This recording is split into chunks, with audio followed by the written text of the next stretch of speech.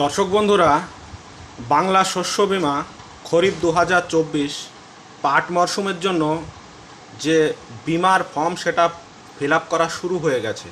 তো আপনারা দেরি না করে অতি অবশ্যই আপনাদের নিকটবর্তী এডি অফিস থেকে ফর্ম সংগ্রহ করে কিংবা আপনার কাছের যে প্রতিনিধি আছে, গ্রাম পঞ্চায়েত প্রতিনিধি হোক, তাদের কাছে ফর্ম সংগ্রহ করে অতি অবশ্যই আপনারা সেই ফর্মটি ফিল আপ করে আপনাদের নিকটবর্তী এডি অফিসে জমা করুন। তার কারণ এই বাংলা শস্য বীমা, এতে কোনো আপনাকে বিমা দিতে হয় না। যে বিমাটা দেয় সেই বিমাটা দেয় রাজ্য সরকার। তো তাই আপনারা দেরি না করে অতি অবশ্যই ফর্ম সংগ্রহ করে ফিল আপ করে জমা করুন। আমি আজকের ভিডিওতে আপনারা কীভাবে ফর্মটি ফিল আপ করবেন সেটা সম্পূর্ণ দেখাবো, তাই আপনারা সম্পূর্ণ ভিডিওটি দেখুন ও এরকম করেই ফর্মটা ফিল আপ। তো প্রথমেই আপনারা দেখে নিন, উপরে লেখা আছে কৃষকের নাম। এই দেখুন কৃষকের নাম। তো এখানে আপনি যে কৃষকের নাম হবে কৃষকের নাম দিয়ে দেবেন। তারপর আছে পিতা মাতা স্বামী অভিভাবকের নাম। তো পিতা মাতা স্বামী অভিভাবক যেটা আপনার থাকবে সেটা দিয়ে দেবেন। আর বলে রাখি, উপরে যে মধ্যস্থতাকারীর বিবরণ এটা আপনার দেওয়ার দরকার নেই, এটা ফাঁকায় রেখে দেবেন। তারপর কি আছে দেখুন, বয়স। তো কৃষকের যে বয়স সেই বয়সটা আপনারা দিয়ে দেবেন। তারপর লিঙ্গ, পুরুষ লিঙ্গ, স্ত্রীলিঙ্গ, অন্যান্য যেটা হবে সেটা দিয়ে দেবেন। এখানে দেখুন ভোটার কার্ড অর্থাৎ এপিক নাম্বার আবশ্যিক। এপিক ভোটার কার্ড নাম্বার আপনাকে অবশ্যই দিতে হবে। তার নিচে আছে আধার কার্ড নাম্বার, ওটাও আবশ্যিক আপনাকে দিতেই হবে। তারপর আছে বসবাসের ঠিকানা, গ্রাম মৌজা। আপনি যদি গ্রামে বাস করেন সেই গ্রামের নামটা দিয়ে দেবেন। তারপর গ্রাম পঞ্চায়েত, কোন পঞ্চায়েত আপনি বসবাস করেন পঞ্চায়েত এলাকার নামটা দেবেন। এবং ব্লক, আপনি কোন ব্লকে বসবাস করেন ব্লকের নামটাও দিয়ে দেবেন। জেলা আপনার দিয়ে দেবেন। আপনার যদি কেবিসি থাকে, হ্যাঁ অথবা না। কৃষক বন্ধু আইডি যদি থাকে তো না অথবা হ্যাঁ। তো এটা আপনারা সম্পূর্ণ ফিল আপ করে নেবেন। তো তারপর আপনারা কি করবেন, নিচে চলে আসবেন। তো নিচে চলে এসে এই দেখুন এখানে যে অধ্যুষিত ফসলের নাম সেটা আপনাকে আর ফিল আপ করার দরকার নেই, যেহেতু পাটের জন্য সেখানে পাট এখানে দেওয়াই আছে। তারপর ব্লক, কোন ব্লকে আপনি বসবাস করেন ব্লকটা নিচে দিয়ে দেবেন। মৌজা ও জেএল নাম্বার, আপনার যে মৌজা হবে মৌজা ও জেএল নাম্বার এখানে নিচে দিয়ে দেবেন। জমির খতিয়ান নাম্বার, আপনার যে খতিয়ান নাম্বারটা আছে সেখান থেকে নিয়ে খতিয়ান নাম্বারটাইকে লিখে দেবেন। দাগ নাম্বারটা দিয়ে দেবেন। বিমার জন্য প্রস্তাবিত একর, সেটা আপনি একরে লিখে দেবেন। যেমন আমি এখানে দেখুন 0.38 একর, তো একরে লিখবেন।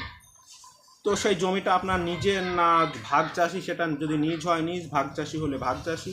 ফসল রোপণের সময় আপনি কোন সময়ে ফসল রোপণ করেছিলেন, তো এগুলো দিয়ে দেবেন। তারপর তার নিচে আছে কি দেখুন, কৃষকের নাম ব্যাংকের পাসবই অনুযায়ী। তো কৃষকের নাম ব্যাংকের যে পাসবই আছে পাসবই অনুযায়ী দিয়ে দেবেন। ব্রাঞ্চের নাম, কোন ব্রাঞ্চে আপনার বই, সেটা এসবিআই হোক, পাঞ্জাব ন্যাশনাল যে ব্যাংক হোক, সেটা দিয়ে দেবেন। ব্রাঞ্চের নাম, কোন ব্রাঞ্চে আপনার অ্যাকাউন্টটি। তারপর অ্যাকাউন্ট নাম্বারটা দিয়ে দেবেন। তারপর এখান থেকে দিয়ে দেবেন আইএফসি কোডটা দিয়ে দেবেন। তারপর অ্যাকাউন্টের ধরন, অ্যাকাউন্টের যে ধরন সেটাকে এখান থেকে দিয়ে দেবেন। বাস, তাহলে অ্যাকাউন্টটা সেভিং নাকি কারেন্ট এটুকু দিলেই হয়ে যাবে। বাস, তারপর এই পেজ থেকে আমরা যদি উপরের পেজে চলে আসি, তো এখানে আপনাকে অন্য কিছু করা লাগবে না। এখানে জাস্ট দুটো কাজ আছে। আর আপনারা এখানে এই যে ঘোষণাপত্র কি কি জমা দিতে হবে সেই ডকুমেন্টসগুলো দেওয়া আছে। আমি আরও একবার বলে দিচ্ছি, আপনারা আপনাদের জমির রেকর্ড হোক, দলিল হোক, যেটাই হোক সঙ্গে দেবেন।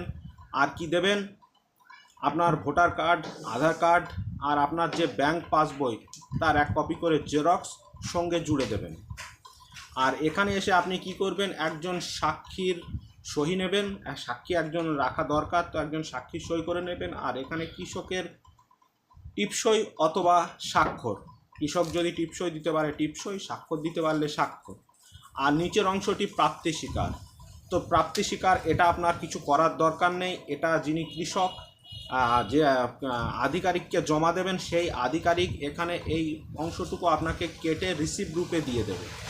তো এটুকু আপনার ফিল আপ করার দরকার নেই, এটুকু খালি ছেড়ে দেবেন। বাস, এটুকু করে খুব তাড়াতাড়ি 2-1 দিনের মধ্যেই এটাকে জমা করুন। তার কারণ জমার প্রক্রিয়া প্রায় শেষের দিকে চলে এসছে। তো এখনও যদি লেট করেন আপনারা, তাহলে সমস্যা হতে পারে। তাই খুব তাড়াতাড়ি জমা করুন। বন্ধুরা, আপনারা এতক্ষণ দেখার পর নিশ্চয় ফর্ম ফিল আপটা বুঝে গেছেন। যদি না বুঝতে পারেন আরও একবার প্রথম থেকে ভিডিওটি দেখুন, অবশ্যই ফর্ম ফিল আপ করাটা বুঝে যাবেন। অত সহজ কাজ নয় এটা, বা কঠিন কাজ নয় এটা, খুবই সহজ ইজি প্রসেস।